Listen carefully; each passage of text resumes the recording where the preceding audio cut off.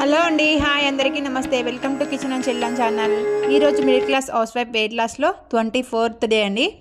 Last వీడియోలో రాజ్మాతో idli batter prepare చేశాను కదండి, అది నైట్ ప్రిపేర్ చేసేసాను. మార్నింగ్ కల్లా చూడండి ఎంత బాగా పొంగిందో.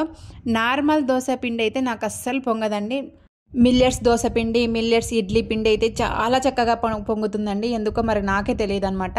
చూడండి ఇడ్లీ బ్యాటర్ అనేది ఎంత బాగా పొంగిందో, బాగా ఫర్మెంట్ అయ్యింది కూడా, చాలా బాగా కూడా పొంగిందనమాట. పైకి వచ్చేసింది గిన్నె పైకి అంతా కూడా. చూడండి బ్యాటర్ ఎంత బురుగుగా ఉందో. ఇలా ఉంటే ఇడ్లీలు అనేటివి సాఫ్ట్గా వస్తాయండి.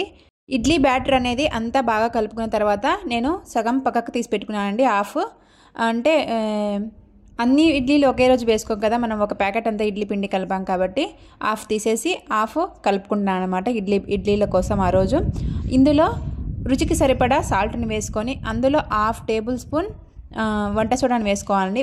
వంట సోడా వేసుకున్న తర్వాత ఆ వంట సోడా పైన మనం వాటర్ వేసుకోవాలి, సాల్ట్ వంట సోడా పైన. అప్పుడు వంట సోడా సాల్ట్ వాటర్లో కరిగి ఇడ్లీ బ్యాటర్లో బాగా కలుస్తుంది అనమాట. అప్పుడు మనకి ఇడ్లీలు అనేవి సాఫ్ట్గా వస్తాయి.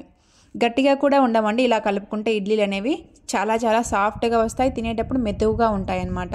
చూడండి అలా వాటర్ వేసుకున్న తర్వాత కొద్దిసేపు కరిగిన తర్వాత మనము ఇంకా ఇడ్లీ బ్యాటర్ అనేది బాగా కలుపుకోవాలి.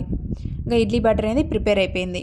తర్వాత నేను ఇక్కడ డీటాక్స్ వాటర్ కోసం 5 లవంగాలు, కొద్దిగా చెక్క, 1/2 టేబుల్ స్పూన్ ఆవాలు అవన్నీ వేసేసి 1 గ్లాస్ వాటర్ వేసేసి ఉడకబెట్టుకున్నానండి.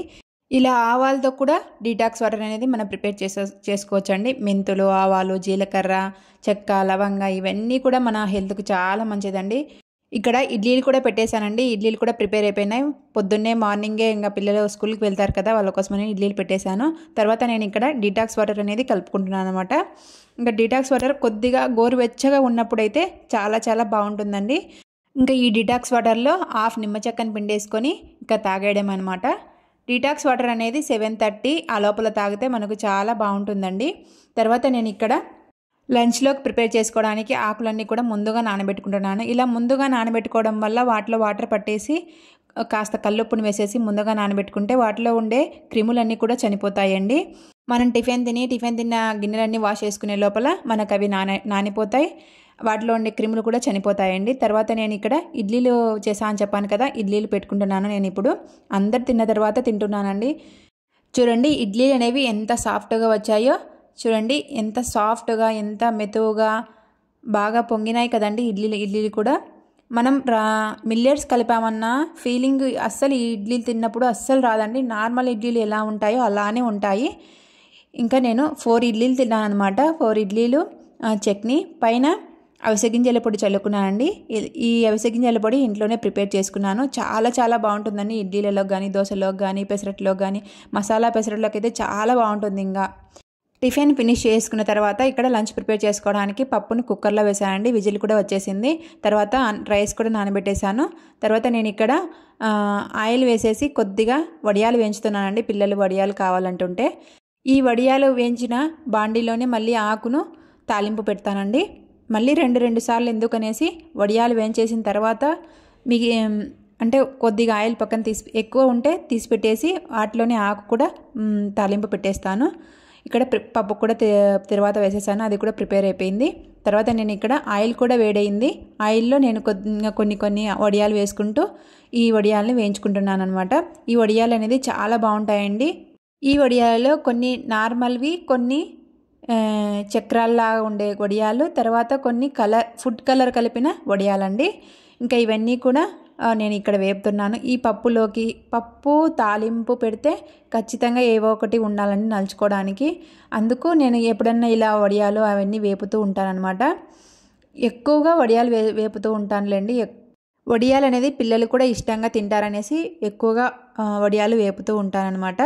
ఫస్ట్ ఒక బ్యాచ్ వేసేసుకున్నాను, తర్వాత ఇంకొక బ్యాచ్ వేసుకున్నాను. ఈ వడియాలు వేపేటప్పుడు ఆయిల్ ఎక్కువగా వేడిగా ఉండాలండి. అప్పుడే వడియాలు అనేవి మనకు తినేటప్పుడు బాగుంటాయి అన్నమాట. అంటే కరకర అంటాయి. ఒకవేళ మనం సిమ్లో పెట్టి ఈ వడియాలను వేయించుకున్నామంటే అవి కరకర అనవన్నమాట, గట్టిగా ఉంటాయి. తినడానికి కూడా వీలుగా ఉండదన్నమాట పిల్లలకి. వడియాలు ఎప్పుడు కూడా కరకర అంటేనే పిల్లలు ఇష్టపడతారండి. అవి అదే నలిపేటప్పుడు కరకర అంటాయి కదా, అందుకు బాగా ఇష్టపడతారు. అందుకోసం సిమ్లో పెట్టి మాత్రం వేయించుకోకండి.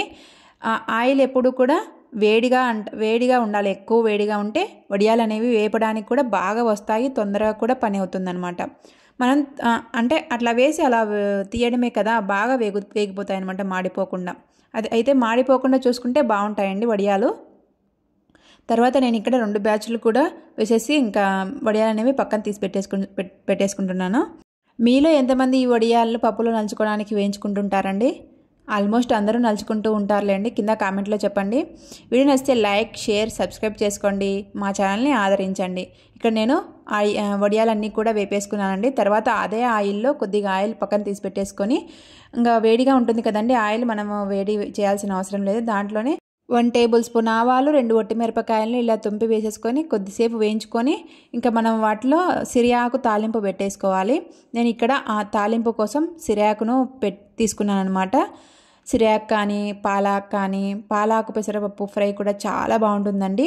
ఈ సిరియాకు అంతా పెట్టేసి వాటిపైన కొద్దిగా సాల్ట్ని వేసేసి మనం మూత పెట్టేస్తే, సాల్ట్ వేసుకున్న తర్వాత బాగా కలుపుకున్న తర్వాత మూత పెట్టాలండి. అలానే పెట్టకండి, ఎందుకంటే సాల్ట్ అంతా కూడా ఒకే చోట ఉండి ఒకే చోట ఉప్పుగా ఉంటుందన్నమాట. సాల్ట్ వేసుకొని బాగా కలుపుకొని వాటిపైన మూత పెట్టేస్తే ఆకంతా కూడా మెత్తబడిపోతుంది. మనకు సిరియాకు అనేది తొందరగా మగ్గిపోతుందండి. ఏం వాటర్ వేయాల్సిన అవసరమే లేదు.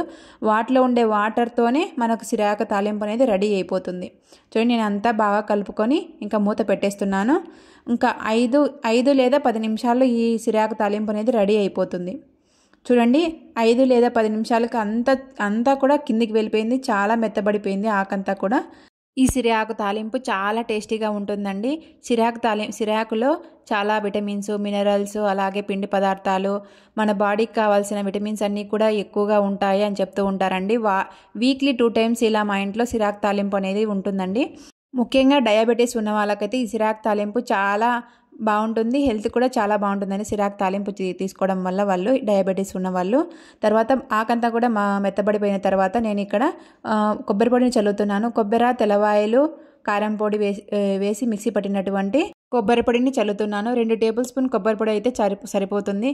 ఒకవేళ ఇన్కేస్ కొబ్బరి పొడి లేకుంటే కారం పొడి అయినా చల్లుకోవచ్చు అండి. కారం 1 టేబుల్ స్పూన్ లేదంటే 1/2 టేబుల్ స్పూన్ కారం పొడిని వేసుకొని కలుపుకోవడమే ఇంకా. ఎందుకంటే సాల్ట్ ముందుగానే వేసాం కాబట్టి సాల్ట్ను చెక్ చేసుకొని మరీ వేసుకోవాలండి. ఎందుకంటే ఈ సిరాకులో ముందుగానే కొంచెం కొద్దిగా ఉప్పుగా ఉంటుందండి. వాటిలో మనం ఇంకా ఉప్పు ఎక్కువ వేస్తే ఇంకా ఉప్పు అంతా కూడా ఎక్కువ అయిపోతుంది, తినలేరు అన్నమాట. సాల్ట్ను చెక్ చేసుకొని మరీ వేసుకోవాలి. తర్వాత నేను ఇక్కడ కొబ్బరి పొడి సరిపోదని చెప్పేసి 1/2 టేబుల్ స్పూన్ కొబ్బరి పొడిని మళ్ళీ చల్లుకొని కలుపుకుంటున్నాను. ఇంకా సిరాకు తాలింపు అనేది పర్ఫెక్ట్గా సరిపోయింది. ఇంకా రెడీ కూడా అయిపోయింది అనమాట సిరాకు తాలింపు చాలా టేస్టీగా ఉంటుంది. అలాగే ఆరోగ్యానికి కూడా చాలా మంచిదండి. మనం కొబ్బరి పొడిని చల్లుకున్న తర్వాత 1 నిమిషం పాటు మగ్గించుకుని ఇంకా స్టవ్ ఆఫ్ చేసుకొని వాటిపైన మూత పెట్టేయడమే. ఇక్కడ నేను అన్నం కూడా ప్రిపేర్ చేసేసుకున్నానండి. చూడండి, అన్నం కూడా ప్రిపేర్ అయిపోయింది. చూడండి, నేను అన్నం, సిరాకు తాలింపు, పప్పు చేశాను అని చెప్పాను కదా, పప్పు అలాగనే వడియాలు ఇంట్లో ఏం చేసుకున్నానో అవే తింటున్నాను. ఇంట్లో ఫుడ్ను మిస్ అవ్వకుండా కొద్దిగా తగ్గించుకుంటూ మనం ఇంట్లో ఫుడ్ని ఎంజాయ్ చేసుకుంటూ ఈ వెయిట్ లాస్ అనేది మనం సింపుల్గా చేసుకోవాలండి. అప్పుడే మనకు వెయిట్ లాస్ అనేది స్ట్రెస్ లేకుండా ఈజీగా మనం వెయిట్ లాస్ అవుతాం అన్నమాట. నేను 12-12:30 కల్లా లంచ్ అనేది ఫినిష్ చేసేస్తానమాట. మనం తొందరగా తింటే తొందరగా అరుగుతుంది, తొందరగా మనం డిన్నర్ కూడా తినేస్తాము, తొందరగా కూడా మనం పడుకుంటాం. కాబట్టి మనం బాడీ అనేది వెయిట్ లాస్కి సహకరిస్తుంది. తర్వాత నేను ఇక్కడ డిన్నర్లోకి వచ్చేసి మార్నింగ్ చేసిన పెసరట్లు ఉంటే అవే తిన్నానండి. అంటే ముందు రోజు మార్నింగ్ చేసిన పెసరట్టు పిండి ఫ్రిడ్జ్లో ఉంటే అవే వేసుకొని తిన్నాను అనమాట 2. తర్వాత ఎగ్స్ కూడా ఉడకబెట్టుకున్నాను 1. ఆ ఎగ్ను ముక్కలుగా కట్ చేసుకొని పక్కన పెట్టేసుకున్నాను. ముక్కలుగా కట్ చేసుకున్నటువంటి ఎగ్స్ని ఆ పెన్నం మీదనే వేసి ఉప్పు, కారం చల్లుకొని కలుపుకొని ఇంకా డిన్నర్లోకి కూడా పెట్టేసుకున్నాను. ఈరోజు నా డిన్నర్ వచ్చేసి ఎగ్ ఫ్రై, 2 పెసరట్లు, పప్పు, తాలింపు. ఇవే అండి నా డిన్నర్. అన్ని ప్రోటీన్స్ ఉన్న ఫుడ్డే అనమాట.